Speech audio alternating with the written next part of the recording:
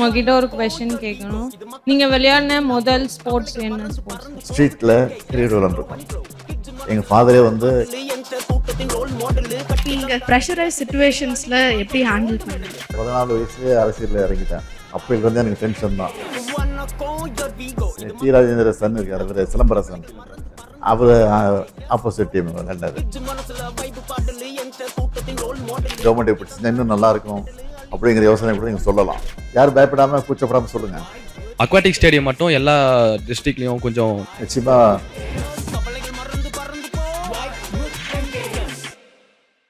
வணக்கம் ஐயா.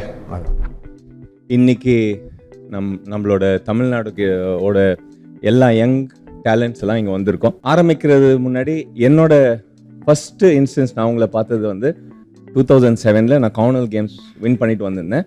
கலைஞர் ஐயா கிட்ட ஹை கேஷ் இன்சென்டிவ் முதல் முறையாக வாங்கும்போது நீங்களும் இருந்தீங்க. அந்த ஒரு ஸ்டார்டிங் பாயிண்ட்லேருந்து இந்த லாஸ்ட் ஒரு 3-4 வருஷத்தில் எல்லா வெவ்வேறு ஸ்போர்ட்டையும் நம்ம தமிழ்நாடு வந்து ஒரு வேர்ல்டு மேப்பில் எடுத்துகிட்டு வந்திருக்கீங்க. ஸோ முதல்ல அதுக்கு ஒரு மிகப்பெரிய நன்றி உங்களுக்கு எங்கள் சார்பாக. இந்த யங் டேலண்ட்ஸ் கிட்ட சில கேள்விகள் இருக்குது. ஸோ அவங்க உங்களை கேட்க போகிறாங்க சில கேள்விங்க. உங்களையெல்லாம் சந்திக்கிறத முயற்சி அடைக்கிறேன். ஏதோ நீங்கள் வந்து சில கேள்விகளை என்னிடத்துல கேட்க போகிறீங்கன்னு சொன்னார். கேள்விகளை கேளுங்க, முடிவு வரைக்கும் நான் பதில் சொல்கிறேன், கேட்கலாம். உங்கள் சின்ன வயசில் உங்களுக்கு ரொம்ப பிடிச்ச ஸ்போர்ட்ஸ் பிளேயர் யார் சார்? பார்த்து மோட்டிவேட் ஆன ஸ்போர்ட்ஸ் பிளேயர் சின்ன வயசுலையா? ஆமாம் சார். கிரிக்கெட்டை பொறுத்த வரைக்கும் கபில் தேவ் எனக்கு ரொம்ப பிடிக்கும். ஏன்னா அவர் சாதாரண குடும்பத்தில் பிறந்து படிப்படியாக வளர்ந்து முன்னுக்கு வந்தவர். அவர் அது மட்டும் இல்லாமல் இந்தியாவுக்கு வேர்ல்டு கப்பை வாங்கி கொடுத்த முதல் ஒரு கேப்டனாக இருந்தவர் கபில் தேவ். அதனால் ரொம்ப பிடிக்கும் எனக்கு. அதுக்கப்புறம் கவாஸ்கர், அது தொடர்ந்து டெண்டுல்கர், தோனி. இப்போ இருக்கிற இளைஞர்கள் தமிழ்நாட்டை பொறுத்த வரைக்கும் நிறைய இளைஞர்கள் வந்து கிரிக்கெட்ல வந்துட்டு இருக்கிறாங்க, மற்றதுலேயே வந்துட்டு இருக்கிறாங்க, நீங்களும் வந்துட்டு இருக்கிறீங்க. அதனால எல்லாரையும் பிடிக்கும் எனக்கு. சார், உங்களை பார்த்ததுல எனக்கு ரொம்ப சந்தோஷம். தமிழ்நாடு விளையாட்டு வீரர்கள்ல யாருடைய விளையாட்டு கேட்குறீங்க? நீங்களாம் தமிழ்நாட்டு வீரர்கள் தான். இல்லை குறிப்பிட்டு நான் சொன்னால் மற்றவங்களுக்கு கோபம் வந்துடும், மனசை கஷ்டமாகலாம். இருந்தாலும் நான் சொல்ல முடியாது. எல்லாருடைய விளையாட்டும் பிடிக்கும். தமிழ்நாட்டை சார்ந்த அத்தனை பேரும் சிறப்பு விளையாடி இந்த நாட்டுக்கு, குறிப்பாக தமிழ்நாட்டுக்கு, இந்தியாவுக்கு பெருமை தேடி தர வேண்டும் என்பது தான் என்னுடைய வேண்டுகோள், என்னுடைய ஆசையும் தான். நீங்கள் விளையாடின முதல் ஸ்போர்ட்ஸ் என்ன ஸ்போர்ட்ஸ்? ஹாக்கி ஸ்கூலில் படிக்கும் போது ஹாக்கியில் ஒரு டீமில் இருந்தேன் நான். எம்சிசி ஸ்கூலில், மெட்ராஸ் கிருஷ்ண காலேஜ் ஸ்கூலில் சென்ட் பீச் ஸ்கூலோட மேட்ச் நடக்கும்போது அதில் விளையாண்டுருக்கேன். அதனால் ஹாக்கியும் பிடிக்கும், கிரிக்கெட்டும் பிடிக்கும். அதுதான் விரும்பி விளையாடுறது உண்டு. வணக்கம் ஐயா, என் பேர் காசிமா. நான் சென்னையில் second year justice Basheer Sayeed Ahmed காலேஜில் படித்தேன். திருவற்றியூர். நான் வந்து 2024 6th வேர்ல்ட் கப் கேரம் டோர்னமெண்ட்டில் 3 கோல்டு மெடல் வின் பண்ணிக்கு இந்தியாவுக்கும் தமிழ்நாட்டுக்கும் சென்னைக்கும் பெருமை சேர்த்து கொடுத்தது ரொம்ப ஹாப்பியாக இருக்குது. எனக்கு 2 நாள் தான் இருந்தது போகிறதுக்காக. எங்கள் அப்பா ஒரு ஆட்டோ டிரைவர், அந்த நேரத்தில் எனக்கு கட்ட முடியல. அந்த நேரத்தில் சாம்பியன் ஃபவுண்ட் SDITயில் அப்ளை பண்ணி 1 டே கூட ஆகலை. எனக்கு 1.5 லட்ச ரூபா கொடுத்து அமெரிக்காவுக்கு போக வச்சுருந்தீங்க. போயிட்டு வந்ததுக்கு அப்புறமாவும் எனக்கு ஊக்கத்தொகையாக 1 கோடி ரூபா கொடுத்துருக்கீங்க. நீங்கள் வாழ்த்தலைன்னா நான் எங்கள் அப்பா இன்னைக்கு வரைக்கும் ஒரு ஆட்டோ டிரைவராக தான் இருந்திருப்பார். நாங்களும் வெளி உலகத்துக்கு தெரிய வந்திருக்க மாட்டோம் சார். ஒரு சட்டை சபையில் வந்து நீங்கள் சொல்லியிருந்தீங்க சார், ஒரு காசிமா இல்லை 100 காசிமா உருவாகணும்ன்ட்டு. இந்த வருஷம் கீர்த்தனா வந்து எங்கள் கிளப்பில் 13 வருஷமாக ப்ராக்டிஸ் பண்ணி 3 கோல்டு மெடல் வின் பண்ணியிருக்காங்க. இந்த மாதிரி நாங்கள் வின் பண்ணிட்டு வந்ததுக்கு காரணம் நீங்கள் தான். நீங்கள் வந்து என்னை வெளி உலகம் தெரிஞ்சதுனால இன்னைக்கு என்னுடைய ஸ்டோரி வந்து ஒரு மூவியாக வந்து ரிலீஸ் ஆக போகுது சார். இந்த கேரம் குயின் சொல்லிட்டு என்னுடைய மூவி வந்து இப்போது போயிட்டுருக்கு. இது வந்து ரொம்ப ஹாப்பியாக இருக்குது சார். கண்ணகி நகரில் கார்த்திகா வந்து சொல்லியிருந்தாங்க, அந்த ஏரியானா என்னன்ட்டே தெரியாது. இன்னைக்கு வந்து கண்ணகி நகர்னாலே கார்த்திகான்னு சொல்லிட்டு தெரிய வச்சிருக்கீங்க. இது யாருமே இல்லை அப்படின்ட்டு இருந்த நேரத்தில் இப்போ வந்து நீங்கள் இருக்கீங்க, நாங்கள் வின் பண்ணுவோம்னு சொல்லிட்டு எல்லாருமே போயிட்டு இருக்காங்க. கண்டிப்பாக நாங்களும் வந்து அடுத்த வர வேர்ல்ட் கப்லேயும் வந்து கண்டிப்பாக தமிழ்நாட்டு சார்பாகவும் சென்னை சார்பாகவும் நாங்கள் கண்டிப்பாக வின் பண்ணிட்டு வருவோம் சார். ரொம்ப நன்றி சொல்லிக்கிறேன். நீங்கள் ஃபன்னாக ஜாலியாக ஃபன் கேம்ஸில் ஏதோ ஒன்று ஜாலியாக ஹாபி மாதிரி விளையாடுறது யார் கூட சார் விளையாடுறீங்க? நான் இப்போ விளையாடுறதுக்கு வாய்ப்பு இல்லை, ஆனால் வாய்ப்பு கிடைச்சா விளையாடுவேன். அதில் சந்தேகம் கிடையாது. அது ரொம்ப ஆசை எனக்கு. எங்கேயாவது ரோட்டில் கிரிக்கெட் விளையாட பார்த்தா நானே போய் பேட்டை பிடிச்சி அவங்கள விளையாடிட்டு வந்திருக்கிறேன். நான் சின்ன பிள்ளையா ஸ்கூலில் படிச்சுட்டு இருக்கும்போது ஸ்ட்ரீட்டில் கிரிக்கெட் விளையாண்டுருக்கோம். எங்கள் ஃபாதரே வந்து கிரிக்கெட் விளையாண்டுருக்காரு, தலைவரே. அவருக்கு நம்ம போலியெல்லாம் போட்டிருக்கேன். நான் வந்து போலர், எனக்கு அதில் ஆஃப் ஸ்பின் தான் நல்லா போடுவேன் நான். அது மட்டும் இல்லாமல் ஸ்கூலில் படிக்கும்போது பார்த்தீங்கன்னா புக் கிரிக்கெட் விளையாடுவோம். நீங்கள் பார்த்துருப்பீங்க, அந்த புக்கு பேஜ் திருப்பும் போது 6 56 6 6 4 ஒரு 0 வந்து அவுட்டு. உங்களுக்கு தெரியும், எனக்கு பல பேர் தெரிஞ்சிருக்கும். அந்த மாதிரி விளையாண்டுருக்கோம்.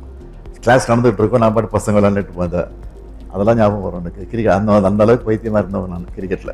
Actors, cinema actors cricket match போட்டு சேப்பாக்கில் அதுக்கு நடந்த மேட்ச்சில் நான் கலந்துக்கிட்டப்போ நான் என்னோட டீமில் எங்கள் சினிமா நடிகர் டீமில் வந்து நான் வந்து போலராக எனக்கு செலக்ட் பண்ணியிருந்தாங்க. 3 விக்கெட் எடுத்தப்போ. அப்படியா சார்? ஆமாம். அது பற்றி கொஞ்சம் ஏதாவது சொல்லுங்கள் சார். டி ராஜேந்திர சன் இருக்கார், அவர் சிலம்பரசன். அவர் ஆப்போசிட் டீம் விளையாண்டாரு. நடிகர் நெப்போலியன் விக்கெட்டு, இன்னொருத்தர் சரியாக போல 3 விக்கெட் எடுத்தாங்க. எல்லாம் ஆஃப் பிரேக் போட்டு தான் எடுத்தேன். ரொம்ப நல்லா சார். அடுத்த 10 ஆண்டு காலத்தில் தமிழ்நாடு விளையாட்டுத்துறை எந்த நிலையில் இருக்கும்னு நினைக்கிறீங்க? இப்போ வந்து நான் என்னுடைய தலைமையில் ஆட்சிக்கு வந்து 4 வருஷம் ஆச்சு. இந்த ஆட்சிக்கு வந்ததுக்கு பிறகு எல்லா துறையிலையும் இன்றைக்கி வந்து முன்னேறிட்டு வரோங்கிறது உங்களுக்கே தெரியும். எல்லா துறையும், குறிப்பாக கல்வித்துறை, அதே மாதிரி இன்றைக்கி விளையாட்டுத்துறையிலையும் எல்லா மாநிலத்தையும் மிஞ்சக்கூடிய அளவுக்கு நம்ம வந்துக்கிட்டு இருக்கிறோம். அதனால தான் விளையாட்டுத்துறைக்காக உதயநிதியை வந்து நான் அமைச்சராக்கி அவர் வந்து இதில் இன்ட்ரெஸ்ட் காட்டி அவர் நல்லா ஸ்பீடாக பண்ணிகிட்டு இருக்காரு. உங்களுக்கே தெரியும், நல்ல பாராட்டு அவர் வாங்கிட்டு இருக்காரு. தொடர்ந்து அவர் துணை முதலமைச்சர் அவரை அந்த பொறுப்பையும் கொடுத்துருக்குறோம். அதனால் இப்போ எல்லா ஸ்டேட்டோட தொடர்பு கொண்டு, ஸ்டேட்டோட மட்டும் இல்லை, வெளிநாட்டில் இருக்கிற அந்த விளையாட்டு துறையோட தொடர்பு கொண்டு இன்றைக்கி வெளிநாட்டில் சார்ந்த ஹாக்கி மேட்ச் நடக்குது, வெளிநாட்டில் வந்து கலந்துக்கிறாங்க. அதனால் இப்போ சிறப்பாக வந்துக்கிட்டு இருக்கு இந்த ஆட்சியை பொறுத்த வரைக்கும். இது தொடரும் என்ற நம்பிக்கை எனக்கு இருக்குது. நீங்கள் ப்ரெஷரைஸ் சுச்சுவேஷன்ஸில் எப்படி ஹேண்டில் பண்ணுவீங்க? நான் வந்து 14 வயசுலேயே அரசியலில் இறங்கிட்டேன். அப்போலேருந்து எனக்கு டென்ஷன் தான். அப்போலேருந்து ஏதாவது ஒரு டென்ஷனான செய்தி வந்துட்டு இருக்கான். அதனால் பழகி போச்சு எனக்கு. அதனால் அதை பற்றி கவலைப்படுறதில்ல. நான் பாட்டுக்கு போயிட்டுருக்கிறேன். இல்லை அந்த ப்ரெஷர் வரும்போது புக் எடுத்து படிக்க ஆரம்பிச்சுப்பேன், டிவி பார்ப்பேன், ரேடியோ கேட்பேன், பாட்டு கேட்பேன். அப்படி இல்லைன்னா நடந்து வாக்கிங் பண்ண ஆரம்பிச்சிடுவேன். இதுதான் எனக்கு. வணக்கம் சார், என் பேர் மனோஜ். நான் மதுரை மாவட்டத்துலேருந்து வரேன். நான் இப்படி மாற்றுத்திறனாளியாக பிறந்துட்டேன்னு எங்கள் ஊர்லேயும் எங்கள் ஸ்கூல்லேயும் எங்கள் டீச்சர் யாருமே எனக்கு எந்த விளையாட்டு போட்டிக்குமே அலோவ் பண்ண மாட்டாங்க. இவனுக்கு அடிபட்டுரும், இவன் வந்தால் கீழே விழுந்துருவான், ஸோ அதுக்கு நம்ம தான் பொறுப்பேற்றுக்கிறோம்ட்டு என்னை ஒதுக்கி தான் வச்சுருந்தாங்க. ஸோ நம்ம குறையா பிறந்துட்டோம், நீ நம்ம ஒன்றும் பண்ண முடியாது, இதை வச்சு நம்ம எப்படி நம்ம முன்னேற போகிறோம்னு நினச்சி நானாகவே தான் ப்ராக்டிஸ் பண்ணிக்கிட்டு இருந்தேன். ஸோ அப்படி ப்ராக்டிஸ் பண்ணிக்கும்போது 2011 எனக்கு ஒரு வாய்ப்பு கிடச்சிச்சு. மாற்றுத்திறனாளிக்கும் தனி விளையாட்டு போட்டின்னு ஒரு வாய்ப்பு கிடச்சி. ஸோ அதில் பார்ட்டிசிபேட் பண்ணி நான் கோல்டு மெடல் பண்ணேன். ஸோ அதிலிருந்து இப்போ வரைக்கும் நான் தான் நேஷ்னல்ஸ்லேயே ஷார்ட் புட்டில் கரண்ட் நேஷ்னல் ரெக்கார்டு ஹோல்டரு. 2023 ஜெர்மனிக்கு போகிறதுக்கு வாய்ப்பு கிடச்சிச்சு. பட் எனக்கு போகிறதுக்கு நிதி இல்லை. அப்போ நம்ம எம்எஸ்ஆர்ட்ட போய் ஒரு ரெக்வஸ்டேஷன் வச்சோம், சார் இப்படி நாங்கள் போகிறோம் சார்னா. அவர் உடனே நம்ம டெப்டி சிஎம் சார்ட்ட சொல்லி 2 நாளில் எங்களுக்கு அமௌண்ட் சேங்ஷன் பண்ணி கொடுத்துட்டாங்க சாம்பியன்ஷிப் ஃபவுண்டேஷன்லேருந்து. அதுலேருந்து சாம்பியன்ஷிப் ஃபவுண்டேஷன் மட்டும் 22 லட்ச ரூபா கேஷ் வாங்கியிருக்கேன். உண்மையிலே இந்த கவர்மெண்ட் ரொம்ப சிறப்பாக பண்ணிகிட்டு இருக்காங்க. ஸ்போர்ட்ஸ்லாம் என் லைஃப் ரொம்ப மோசமான நிலைமையில தான் போயிருக்கோம். இந்த ஸ்போர்ட்ஸ்னால தான் எனக்கு ஒரு லைஃப்பில் அடுத்த விஷயன்றது ஜாபும் கொடுத்துட்டாங்க. அப்புறம் கல்யாணமும் நடந்துச்சு. அந்த கல்யாணத்துக்கும் நம்ம டெப்டி சிஎம் சார் வந்து என் வீட்டுக்கே வந்து என் கல்யாணத்தையும் அவர் வீட்டு கல்யாணம் மாதிரி நடத்தி கொடுத்தாங்க. இப்போ பெண் குழந்தை பிறந்திருக்கு சார். எங்கள் ஊர் சைட்லாம் பெண் குழந்தைன்றது பிறந்தோம்னா ஒரு மாதிரி தான் பார்ப்பாங்க, ஏன் பெண் குழந்தைன்னு நினைப்போம். ஆனால் வெல்லும் பெண்கள் நிகழ்ச்சியை பார்த்து உண்மையில் ரொம்ப சந்தோஷமாக இருந்துச்சு. இப்போ நான் எங்கள் ஊரில் போய் சொல்லுவேன், எனக்கு உண்மையில எங்கள் கவர்மெண்ட் என்னை பார்த்துக்கோ, என் பொண்ணை பார்த்துக்கணுன்றதை நான் தைரியமாக போய் சொல்லுவேன். நான் இது வரைக்கும் இந்த கவர்மெண்ட்லேருந்து மட்டுமே 50 லட்ச ரூபா ஹை கேட்ச் இன்சென்டிவ் மட்டும் வாங்கியிருக்கேன். அது மட்டும் இல்லாமல் எனக்கு இந்த கவர்மெண்ட் வந்து 3% ஸ்போர்ட்ஸ் கோட்டாலே அப்பாயின்மெண்ட் போட்டு கொடுத்துருக்காங்க. உண்மையிலே எனக்கு ரொம்ப சந்தோஷமாக இருக்குது சார். கல்வியில் சிறந்த தமிழ்நாட்டில் பேசுனீங்களா? ஆமாம் சார், நான் தான் சார். உங்களுக்கு தோனி சார் கிட்ட பிடிச்ச குவாலிட்டி என்னங்க சார்? தோனிக்கிட்டயா? ஆமாங்க சார். தோனியுடைய கேப்டன்ஷிப் ரொம்ப பிடிக்கும். காரணம் வந்து ரொம்ப ஸ்மைலாக, ஸ்வீட்டாக, ஸ்மார்ட்டாக, சைலண்ட்டாக, எந்த வித டென்ஷன் ஆகாமல் அவர் கேப்டன்ஷிப் பண்ணுறாரு பாருங்க, அது ரொம்ப பிடிக்கும். ஒரு பெரிய வழிகாட்டியாக இருக்கிறார். இவ்வளோ வயது கடந்து போனாலும் இன்னும் அவர் வந்து விளையாடணும் அப்படின்னு சில ரசிகர்கள் வந்து ஆர்வத்தோடு காத்துட்ருக்காங்க பாருங்க, அதுதான் காரணம். ஸோ இப்போது தோனி சார் வந்து உங்களோட கம்பேர் பண்ண முடியுமா சார்? என்னுடைய அந்த கூல்னஸ், காம்னஸ் முயற்சி பண்ணலாமே தவிர கம்பேர் பண்ண முடியாது. முயற்சி பண்ணலாம். அவர் பண்ணுறாரு சார். இல்லை அவர் மாதிரி இருக்கணும் நான் முயற்சி பண்ணாங்க, நான் பண்ணுறேன். சோஷியல் மீடியாவில் நாங்கள் நிறைய நான் பர்சனலாக நிறையா பார்க்குறது என்னென்னா, இப்போ இந்தியாவோ இல்லை ஏதாவது பெரிய லெவல் பிளேயரோ ஏதாவது டோர்னமெண்ட் வின் பண்ணிட்டு வந்தாங்கன்னா ஃபஸ்ட்டு நீங்கள் தான் வந்து முன்னுக்கு வந்து அப்ரிஷியேட் பண்ணுறீங்க. அந்த மாதிரி உங்களுக்கு இன்ட்ரெஸ்ட் எங்கேருந்து சார் வந்துச்சு, எப்போ வந்துச்சு? அதாவது அரசின் சார்பில் கவர்மெண்ட் வந்து நீங்கள் போய் பல்வேறு மாநிலங்களில் பல விளையாட்டு போட்டிகளில் கலந்துக்கணும்னு சொல்லி அதுக்காக செலவு பண்ணி அது உங்களை ஊக்கப்படுத்துறதுக்கு உற்சாகப்படுத்தி அனுப்பிச்சி வைக்கிறோம், ட்ரைனிங்க்கு அனுப்புகிறோம். அதெல்லாம் பண்ணிட்டு நீங்கள் வரும்போது ஜெயிச்சுட்டு வரும்போது எனக்கு அதோட வேறு மகிழ்ச்சினா இருக்குது. அந்த மகிழ்ச்சியை பகிர்ந்துக்கிறதுக்கு தான் உடனடியாக மெசேஜ் போடுறோம், ட்விட்டரில் போடுறோம், அதுதான் வாழ்த்து சொல்கிறோம். இந்த டேர்மில் வந்து நிறைய ஸ்கீம்ஸ் நிறைய இன்க்ரீஸ் பண்ணியிருக்கீங்க சார். ஒலிம்பிக் லெவல், இன்டர்நேஷ்னல் லெவலில் விளையாடும்போது elite sports person scheme, memes வந்து நேஷ்னல் லெவலில் விளையாடுறாங்க, ஸ்டேட்டு டிஸ்ட்ரிக்டில் நல்லா விளையாடுறாங்க, சாம்பியன்ஸ் டெவலப்மெண்ட் ஸ்கீம் சிடிஎஸ் அப்படின்ற இந்த 3 ஸ்கீம் இருக்குது. ஸோ என்னோட ட்ரீம் வந்து நம்ம தமிழ்நாட்டிலேருந்து ஒரு ஒலிம்பிக் மெடல் அங்கே அந்த 2036 கேம்ஸில் வரும். இதுக்கு முன்னாடி விளையாட்டுத்துறையை பொறுத்த வரைக்கும் கடந்த பல ஆட்சி காலகட்டங்களில் 10ஓட 11 அத்தோட இது ஒன்றா இருந்தது. இப்போது திமுக ஆட்சிக்கு வந்ததுக்கு பிறகு, அதுவும் குறிப்பாக விளையாட்டுத்துறை அமைச்சராக உதயநிதி அவர்கள் பொறுப்பேற்றுக்கிட்டது பிறகு இது எவ்வளோ முக்கியத்துவம் கொடுத்துட்ருக்குங்கிறது எல்லாருக்கும் தெரியும். அதாவது நிதி கொடுக்கறதுக்காக செலவு பண்ணதுக்காக இல்லை, அவங்க ஊக்கப்படுத்தி உற்சாகப்படுத்தி அனுப்பிச்சி வச்சு வெற்றியோடு வரும்போது அது எங்களுக்கு ஒரு பெருமையாக இருக்குது.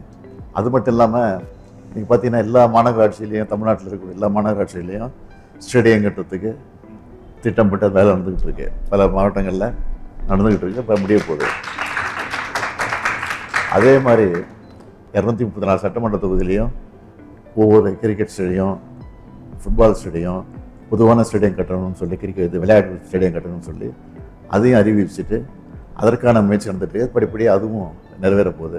இதெல்லாம் நிறைவேற போது நிச்சயமாக தமிழ்நாட்டில் இல்லை, இந்தியாவிலே மட்டும் இல்லை, உலக அளவிலேயே இது ஒரு பெரிய அளவுக்கு நம்முடைய விளையாட்டுத்துறை இருக்குங்கிற நம்பிக்கை எங்களுக்கு இருக்குது.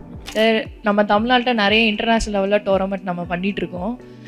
நிறைய பேர் சொல்கிறாங்க தமிழ்நாட்டில் நல்லா பண்ணிகிட்ருக்காங்க அப்படின்னு சொல்கிறாங்க. எப்படி சார் இதில் உங்களுக்கு இன்ட்ரெஸ்ட் வந்துச்சு பண்ணலாம் அப்படின்ட்டு?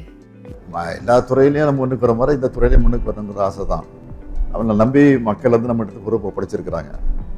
அந்த மக்களுக்கு நம்ம நல்லது செய்யணும், திட்டங்களை கொண்டு வரணும், சாதனைகளை படைக்கணும். மற்ற மாநிலங்கள் நம்ம மாநிலத்தை பார்த்து பின்பற்றணும். நம்ம வந்து பல மாநிலங்கள் வந்து முன்னால் இருக்குது விளையாட்டுத்துறையில் அப்படிங்கிற போது நமக்கே ஒரு ஆதங்கம் ஏற்படுது. அந்த மாநிலம் நல்லா இருக்க, ஏன் நம்ம மாநிலம் வரக்கூடாது அப்படிங்கிற ஆதங்கம் வந்து ஆரம்பத்துலேருந்து எனக்கு உண்டு.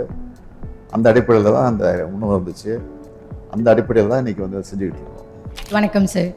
என்னோட கேள்வி என்னன்னா, இப்போ தமிழ்நாட்டில் இருக்கிற யங் ஸ்போர்ட்ஸ் பர்சனுக்கு ஒரு மெசேஜ் சொல்லணும்னா என்னங்க சார் சொல்லுவீங்க?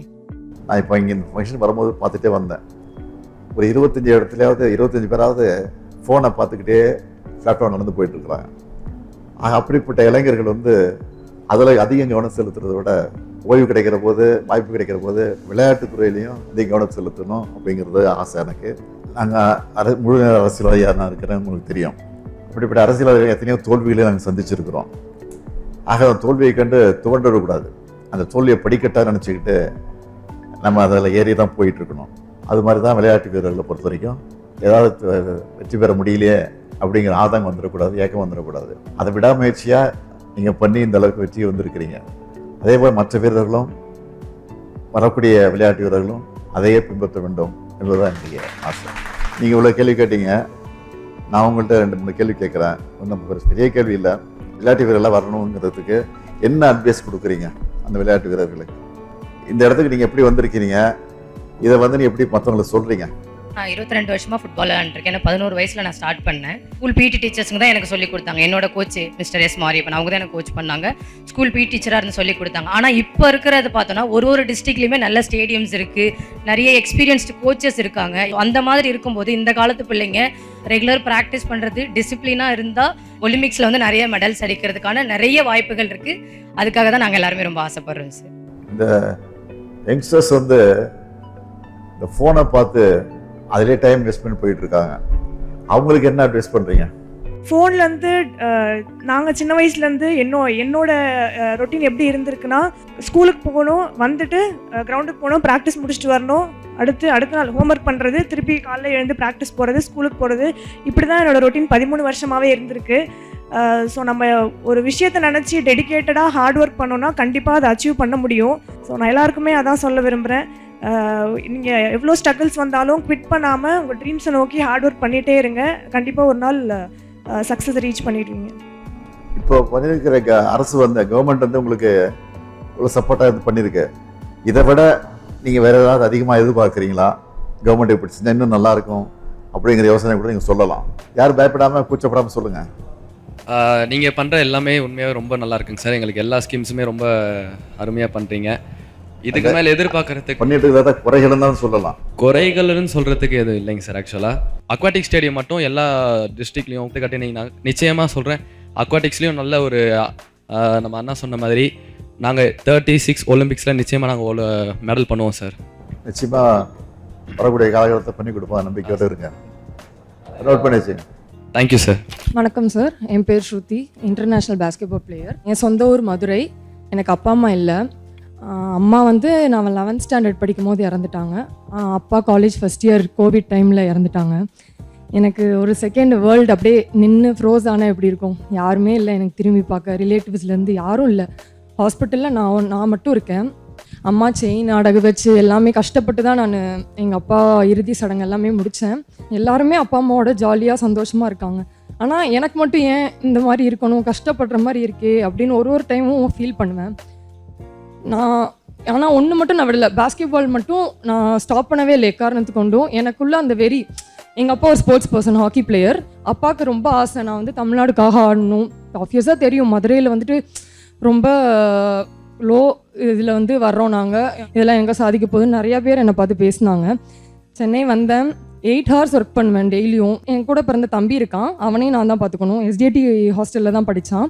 இந்தியாவுக்காக என்னை செலக்ட் பண்ணாங்க ஃபர்ஸ்ட் 19th ஏஷியன் கேம்ஸ். அப்படியே படிப்படியாக எனக்கு தெரியும் ஆப்வியஸாக நான் வேலை வாங்கிடுவேன்றது எனக்கு தெரியும், ஷுவராக தெரியும். ஆனால் எனக்குள்ளே என்னென்னா, நம்ம இவ்வளோ கஷ்டப்பட்டோம், தமிழ்நாடுக்காக ஆடணும், ஏன் நம்மளுக்கு தமிழ்நாட்டில் வேலை கிடைக்கல? அந்த ஒரு கேள்வி எனக்கு இருந்துகிட்டே இருந்தது. எனக்கு ஆஃபரும் வந்தது, சதர்ன் ரயில்வேலேருந்து வெளியே ரயில்வேலேருந்து ஆஃபர் வந்தது. என் சர்டிஃபிகேட்ஸ்லாம் வச்சு அப்ளை பண்ணேன். அதில் டெப்டி சிஎம் உதயநாட்டை கூட பேசியிருந்தான்னா எப்போ எங்களுக்கு வரும். December 23, 2024 என் லைஃப் அப்படியே ஒரு சேஞ்ச் ஆச்சு. ஒரு 1ஆம் தேதி வந்தாலே எனக்கு பயமாக இருக்கும். ஐயோ நம்ம ஹாஸ்டல் ரெண்ட் கட்டணுமே, சாப்பாடுக்கு என்ன பண்ணுவோம், தம்பி காசு கொடுக்கணுமேனு அவ்வளோ பயந்த என்ன. இப்போ 31st வந்தாலே எங்கள் அக்கௌண்ட்டில் கிரெடிட் ஆகிடும் 80,000. ஆர்டர் காப்பிலாம் வாங்கும் போது எனக்கு அந்த சந்தோஷத்தை வெளிப்படுத்தவே முடியல. அதுக்கு மெயினாக நீங்கள் தான் சார் ஒரு ரீசன். இப்படி இருக்க இளைஞர்களுக்கு நீங்கள் ஒரு எனர்ஜி பூஸ்டர் மாதிரி இருக்கீங்க. இப்போ இந்த தமிழ்நாடு கவர்மெண்ட் செய்கிறதெல்லாம் பார்க்கும்போது இப்படி இருந்த என்ன இவ்வளோ தூரம் தூக்கி வச்சுருக்காங்க, அது வார்த்தைகளால் சொல்லவே முடியல. ரொம்ப நன்றி சார். எனக்கு எப்படா உங்கள்கிட்ட பேசுவோன்னு ரொம்ப ஆர்வமாக இருந்தது.